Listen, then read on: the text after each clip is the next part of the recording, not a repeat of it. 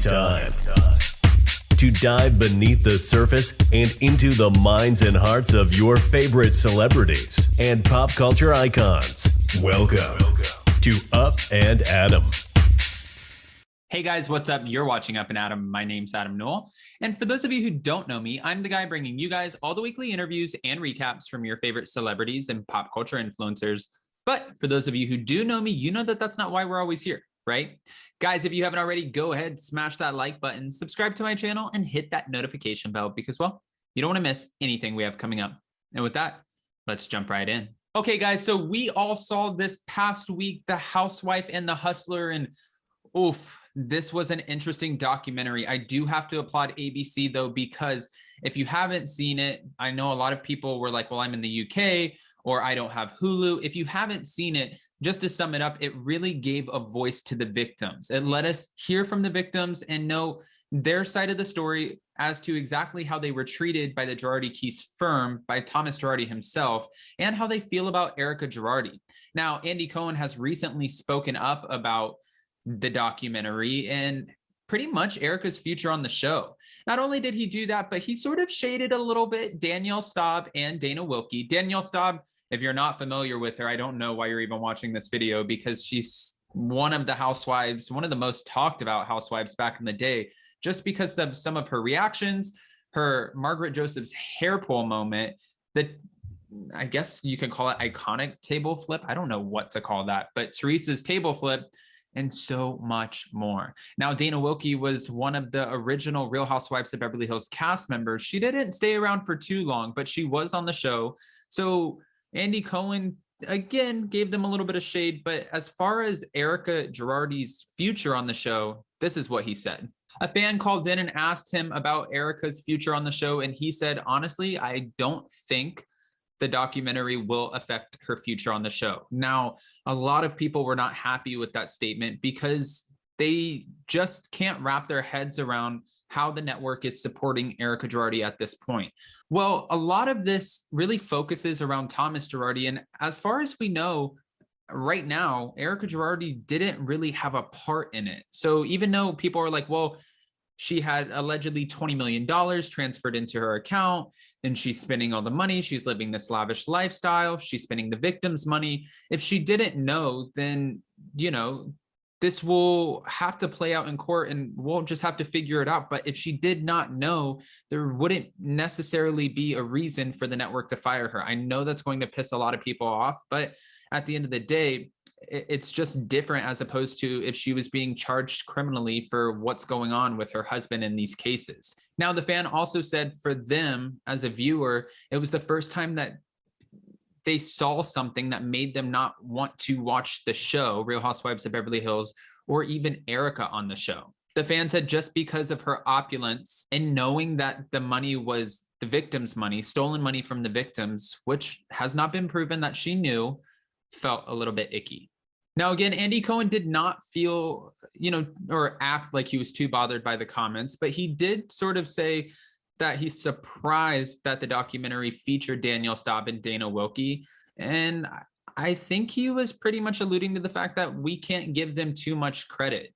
I don't want to put words in Andy's mouth. This is what Andy said. Well, I will say that Danielle Staub and Dana Wilkie, being the experts in this documentary, is questionable at best. He said from that, he kind of realized he wasn't going to learn anything new about Erika. He did add that the Thomas Girardi stories are deeply disturbing and that we're going to have to continue to see how this plays out, which we've all been saying. We have to see what happens with this. Will there be criminal charges? Will all of the victims receive their money? Will some of them not? We just don't know yet. It hasn't been enough time. Well, there hasn't been enough time for us to figure this out.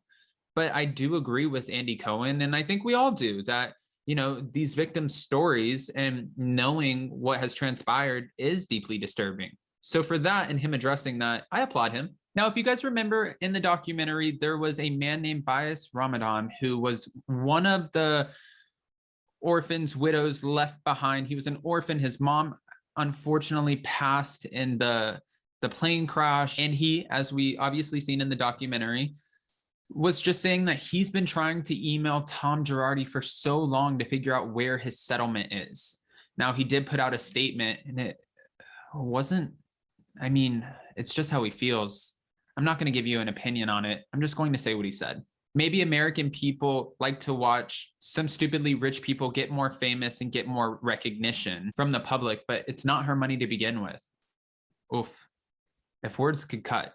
Now, apparently Bias was cheated out of a $1.2 million settlement, him and his siblings, from the plane crash. And he's just one of so many that have not received their settlements. Now, getting back to Andy's place or position as far as whether or not he thinks Erika Girardi will be coming back, it's just interesting how fans are reacting because they can't believe it.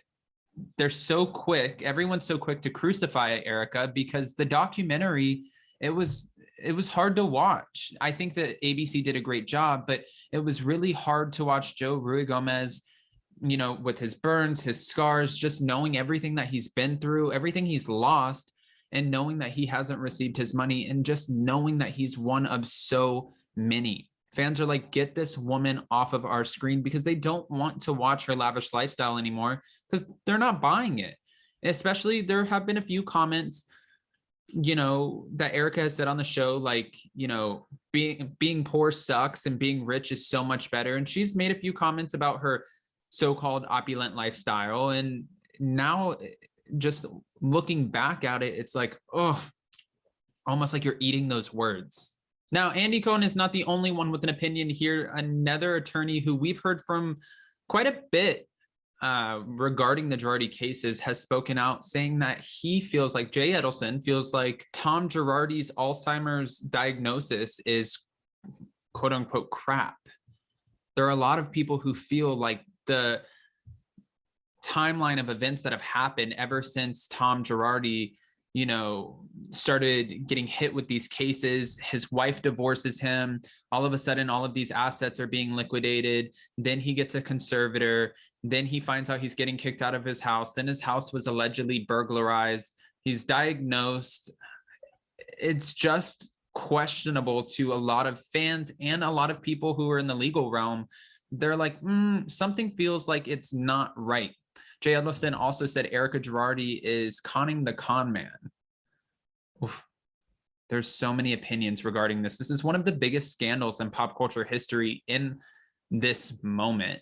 And I think it's important to realize that. Now, of course, if you guys are watching The Real Housewives of Beverly Hills, you know that last night we saw where all of the women heard and found out about Erika Girardi filing for divorce. Erika sent a text message to all of the women letting them know that she decided to file for divorce. And the women were a little confused. They're like, wait, what? You're filing for divorce? One, why now? Two, why wouldn't you try to make it work? And why are we just hearing about this? Now, some of the women did take up for Erika Girardi, saying, well, to be fair, Erika needed to go through this on her own. She needed to move in silence. And this is something she's, you know, portrayed as this strong woman who doesn't really divulge too much that's going on behind closed doors. And the women recognize you really don't necessarily always know what's happening in somebody's life or their relationships. Now, it was a big tease because everyone thought that we were going to see Erika Girardi in this next episode, and we didn't. We see that she's about to enter the house, about to enter Sutton's house, which is technically Kyle's house. And I'm sure the women are going to have so many questions for her. And she looks like she's ready to come in. She knows she's going to get hit with all of these questions. She looks very stoic and she's ready to take them on, right? Well, that's something that we'll have to just wait and see next week, because obviously that is not what we got this week. Guys, I'm so curious, though, what your opinions are as far as Andy Cohen saying that he doesn't feel like the documentary will hinder Erika Girardi's future on the show. I'm also curious what you think about the attorney saying that Thomas Girardi's Alzheimer's diagnosis is crap and that Erika Girardi is conning the con man. How does this make you feel after watching this documentary and hearing the victims' stories? I know you guys have so many opinions and I have so many questions to which I need so many answers. So if you haven't already, go ahead, comment below. And before you go, don't forget to smash that like button, subscribe to my channel, and hit that notification bell because, well, you don't want to miss anything we have coming up. With that, we'll see you next time. Bye, guys. Thanks for watching Up and Adam.